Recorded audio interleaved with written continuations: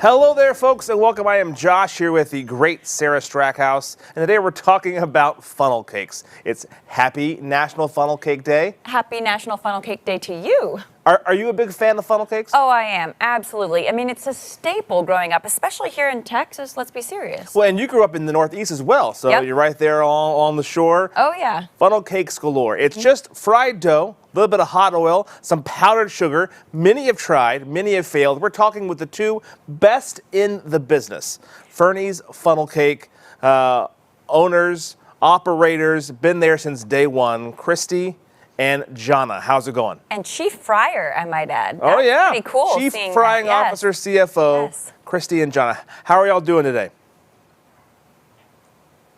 We're doing great. I'm doing How are y'all great. doing? Thanks for Great, great. So, as we're talking about Fernie's Funnel Cakes, we're talking about the State Fair. We have to mention the sad news that the State Fair isn't happening this year. What was y'all's feeling when you heard the news about the State Fair canceling because of COVID-19? I'll go with Christy. Can go first. Okay. We're sad. We're obviously very, very, very sad. We've been at the fair. This would be our 51st year. And it's depressing, but we know it's something that be done for everybody to stay safe. But it's very sad news for us. I think depressing is probably one of the better terms for me. The State Fair is all about the food. Jonna, tell me about are there still going to be ways? You don't have to say them now, but are there still going to be ways that we're going to be able to get some of Fernie's famous funnel cakes?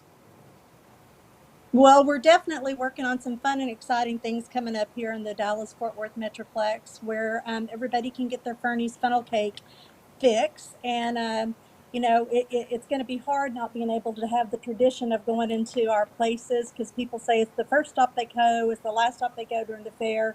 So if we can just bring them a little bit of that taste of that magic funnel cake with the powdered sugar sprinkled on top, we're really working hard to get that rolling. Yeah, I remember my first time when I first moved to Dallas. I was a reporter for CW, and everyone told me I had to go to Fernie's. And I remember going there. I had your famous sheet cake. This was back in 2017. I think you'd won an award for it.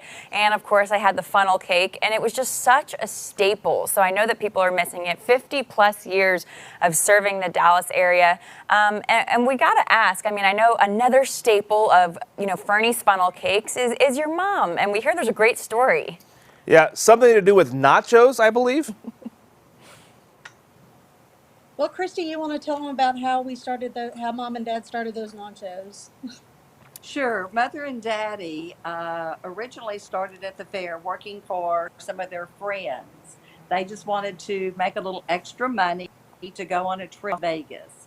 And the original concessionaires were the first ones to bring nachos to the State Fair. And we're pretty sure that it was actually the first place that ballpark nachos were served. They started park in Arlington, but we were already doing them at the State Fair that. And so the other owners decided to sell, and Mother and Daddy took over, and we've been there 50 years. Wow. I love that video or that photo up on the screen right now, because you can look in the background. This is what I do. I creep on photos, and you can look in the background. You see coffee, 50 cents. You have the prices. Yeah, the cake, $1.50. Yeah. I wish they still honored those prices today at the State Fair. Everything seems to go up a little bit, but it's so cool to have a piece of that nostalgia. You've had other famous guests in your facility. I've heard about Mario Lopez coming in. Yeah, what was that like to have a legend in there? Pretty dreamy. Yeah. I was going to say, I would not mind. Yeah. Pretty dreamy. Agree. Mario was super dreamy, but probably maybe Oprah sitting on one of our benches and might have been a little bit bigger for us. And it's crazy that the benches that she sat on, when our parents were there many years ago, a friend of my dad's used to make those benches by hand, and he would write on the bottom of it, and it says Arlong 1978. And then next thing you know, Oprah's sitting on that bench 25 years later. How cool. 30 So years later. did you save that bench and, I don't know, get it memorialized or something?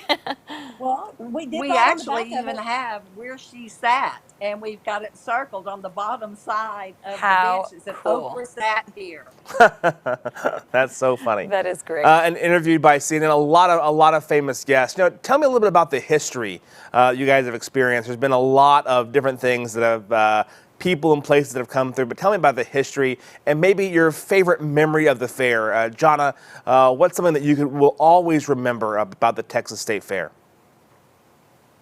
Oh gosh, there's so many memories, good memories, heart feeling warm memories, but probably my most significant memory is going into labor at the fair.